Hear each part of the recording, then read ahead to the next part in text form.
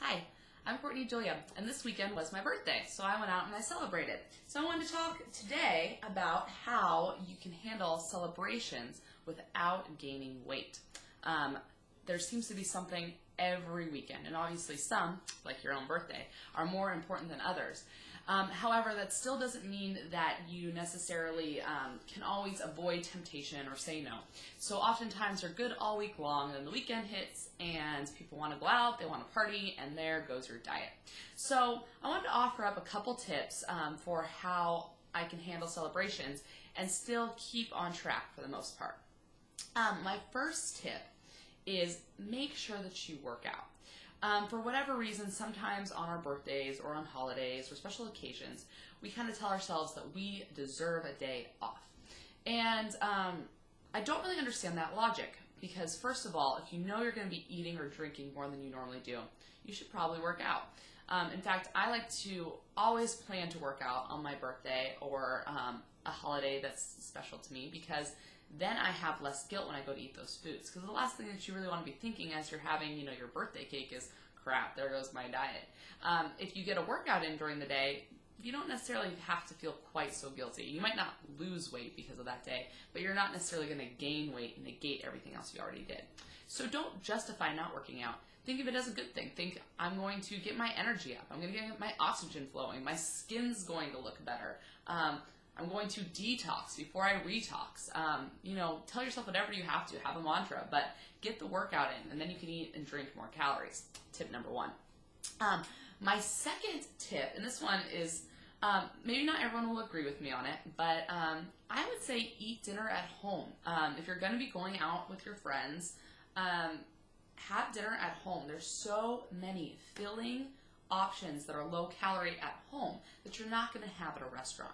For example, if I'm going to go out, I might have like a tortilla wrap.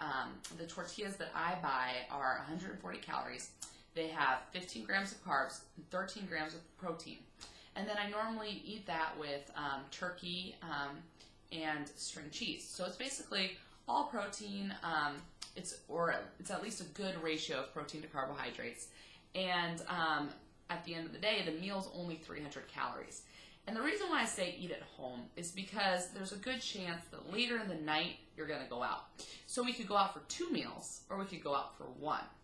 I don't know about you, but when I've been drinking with my girlfriends, especially if I'm up in Seattle, I love to get one of those Belltown hot dogs, or maybe we'll end up at some place that has nachos, foods that are definitely not on your diet plan.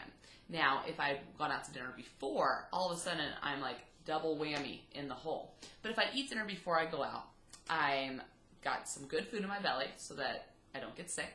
And I also have maybe saved myself some calories for later in the evening because we all know we're probably going to get the late night munchies if we're going out.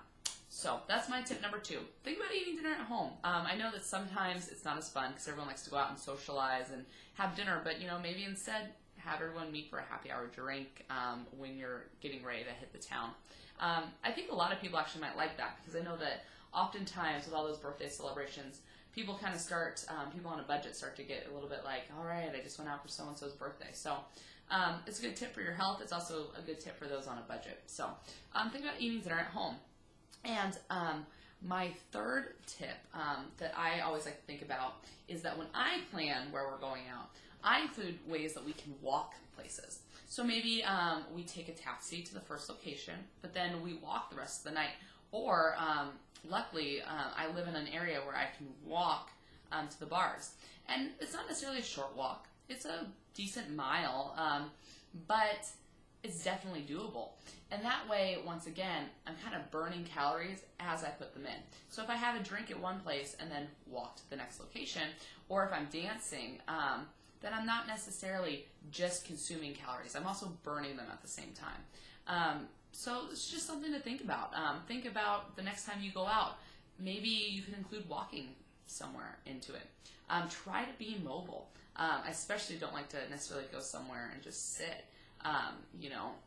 if I'm going to do that, I definitely want to at least walk there. So, for example, if the night is about going to a brewery or someplace where you have a tendency to sit more than dance or walk around, try to walk to that brewery, or at least, maybe create an event that you could walk afterwards. Like maybe after, before, well, especially before you drive, if you've had a beer or two, invite your friends to go for a walk and continue the evening outside walking. So they're pretty simple tips, nothing too extraordinary, but that's kind of how I like to go out. And it kind of helps me stick to plan. I still get to have fun with my friends, I still get to be social, still get to have a couple drinks or two, but I don't ruin my diet. So hopefully those help you. If you have some tips for going out, I'd love to hear them, because obviously I like to go out and have fun and I want to stick to my diet. So definitely feel free to share those with me. Thanks. Bye.